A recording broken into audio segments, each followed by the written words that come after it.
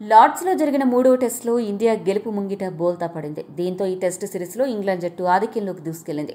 అయితే మాంచెస్టర్లో జరగబోయే 4వ టెస్టులో ఇండియా ఓడిపోతే సిరీస్ ఇంగ్లాండ్ వశమవుతుంది.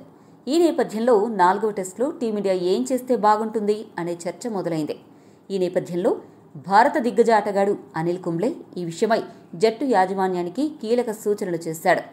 కుంబ్లే ఏమన్నాడంటే, మూడో టెస్టులో టీమిండియా బాగానే ఆడింది. అయితే ఆఖరి వరకు పోరాడినా దురదృష్టవశాత్తు ఓటమి పాలైంది. కొన్ని పొరపాట్లను సరిచేసుకుంటే ఇండియా ఖచ్చితంగా గెలుస్తుంది. 4వ టెస్టులో పంత్ ఆడతాడా లేదా అనే విషయంలో క్లారిటీ లేదు. ఒకవేళ అతడు ఆడలేకపోతే ఇండియాకు అది ఎదురుదెబ్బనే చెప్పాలి. ఇంకా మరొక విషయం ఏంటంటే, చాలామంది కరుణ్ నాయర్ను పక్కకు తప్పించాలి అని చెప్తూ అతడిపై విమర్శలు చేస్తున్నారు.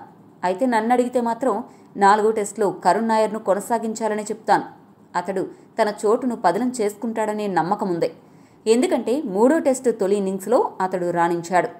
ఇంకా రెండో ఇన్నింగ్స్లో అతడు అవుట్ అయిన తీరు నిరాశపరిచినా అతడి బ్యాటింగ్కు మాత్రం పేరు పెట్టలేం.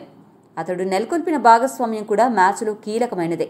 తొలి ఇన్నింగ్స్లో ఒకవేళ నాయర్ ముందే అవుట్ అయి ఉంటే అప్పుడు గిల్ మరింత ముందుగానే కొత్త బంతిని ఎదుర్కోవాల్సి వచ్చేది. తొలి 20 నుండి 25 ఓవర్లు కీలకం కాబట్టి ఈ విషయంలో నాయర్ను తప్పుపట్టడానికి లేదు. అతడు దురదృష్టవశాత్తు అవుట్ అయ్యాడు. జో రూట్ అద్భుతమైన క్యాచ్ పట్టడం వల్ల వెనుదిరిగాడు. కాబట్టి ఇంకొక అవకాశం పొందేందుకు కరుణ్ నాయర్ అర్హుడు అని అనిల్ కుంబ్లే పేర్కొన్నాడు. కుంబ్లే చెప్పినట్టు కరుణ్ నాయర్కు 4వ టెస్టులో కూడా అవకాశం ఇవ్వాలా లేక తప్పించాలా? మీ అభిప్రాయాన్ని కామెంట్ సెక్షన్లో కామెంట్ చేయండి. మరిన్ని స్పోర్ట్స్ అప్డేట్స్ కోసం మా ఛానల్ను సబ్స్క్రైబ్ చేసుకోండి.